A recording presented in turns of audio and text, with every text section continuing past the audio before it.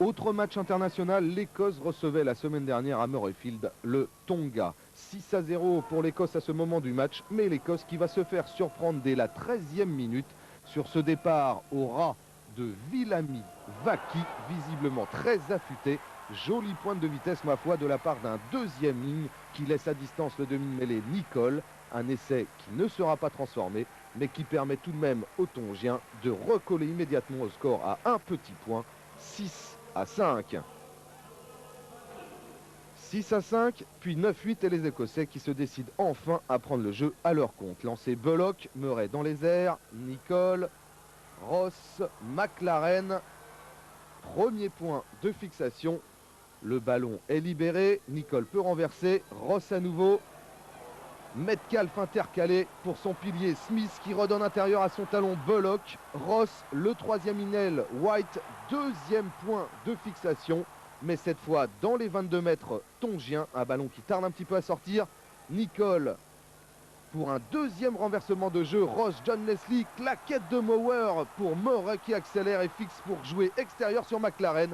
Et McLaren d'inscrire en coin le premier essai écossais après 25 minutes sous le regard de deux retraités internationaux, Pat Lam et Alan Tate.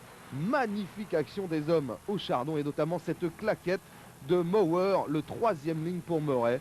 L'Écosse prend le large, c'est le cas de le dire, pour mener 16-8, puis 22-11 à la pause. N'allez pas croire pour autant que le Tonga va baisser les bras, bien au contraire. La botte de Tuipolotu entretient l'espoir en début de seconde période, permettant aux Tongiens de revenir à 5 points, 22-17. Du coup, sous la menace, l'Écosse va remettre un petit coup d'accélérateur avec du travail au ras tout d'abord. Ballon libéré ensuite pour Nicol, Scott Murray et John Leslie qui va amuser la galerie avant de servir Metcalf qui conclut sans opposition. On jouait la 65e minute et les Écossais qui peuvent une nouvelle fois remercier le ciel que ce diable de John Leslie, néo-zélandais d'origine, ait eu un grand-père écossais, tant il est évident qu'il vaut mieux avoir ce garçon avec soi plutôt que contre. Écosse 29, Tonga 17. Un essai qui visiblement va libérer l'Écosse. Le Tonga privé de ballon ne fait plus que défendre. Les Écossais sont partout et en particulier leur talonneur Bullock dans tous les coups. Ici à la manière d'un 3/4 pour White, repris in extremis. Le soutien arrive très vite. John Leslie en position de demi de mêlée pour Ross. Tom Smith le capitaine dans l'alignement. McLaren sur un pas.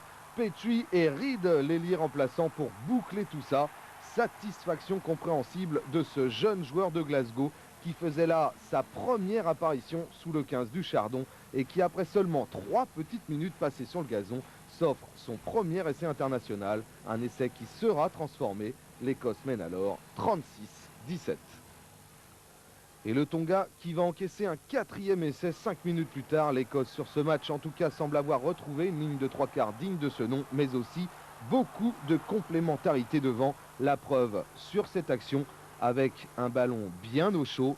Une première tentative de Scott stoppée à quelques centimètres. Une deuxième de Graham qui avorte elle aussi. Pas d'affolement, la troisième sera la bonne. Elle est signée d'un autre remplaçant, le troisième ligne Gordon Simpson.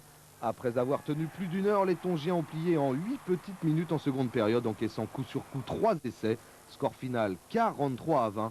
Mais il faudra attendre de voir l'Écosse face à une toute autre cylindrée pour se faire une idée plus précise de son niveau de jeu. Ce sera à coup sûr la semaine prochaine face aux All Blacks.